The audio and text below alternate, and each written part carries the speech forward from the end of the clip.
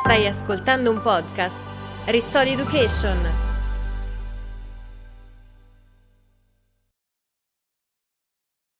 Welcome back to our series. This is number 2 of 10. Admiral Mc Raven's iconic 2014 commencement speech to the graduating class of the University of Texas, encouraging its students to improve the world using small life lessons he learned as a trainee Naval SEAL, became an internet sensation and inspired 2 best-selling books. Mc Raven graduated as a Navy SEAL in 1978 and after a long and celebrated career was promoted to Admiral and Chief of Special Operations in 2011, where he organised and oversaw the mission which killed Osama bin Laden in the same year. His speech, in essence, is a list of 10 life lessons to individual success.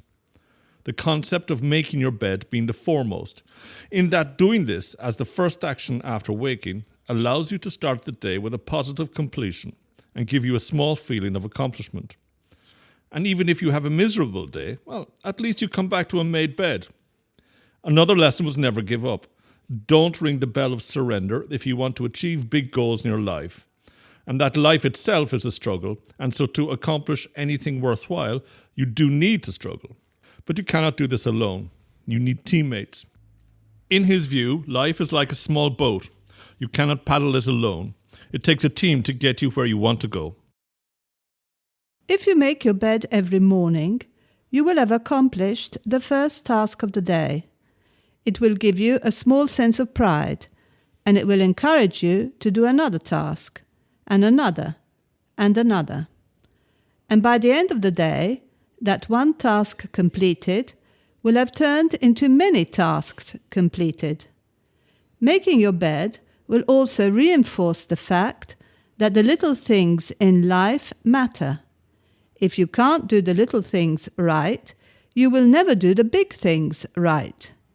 And if by chance you have a miserable day, you will come home to a bed that is made, that you made, and the made bed gives you encouragement that tomorrow will be better. So, if you want to change the world, start off by making your bed.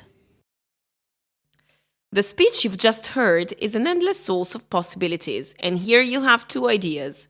Let's start with grammar for lower levels. The Admiral uses 29 if clauses in his speech, so why not using the speech to work on conditionals and if clauses? Starting from a common fill-in-the-gaps exercise when your students listen to the speech for the first time, and then moving on to grammar explanation.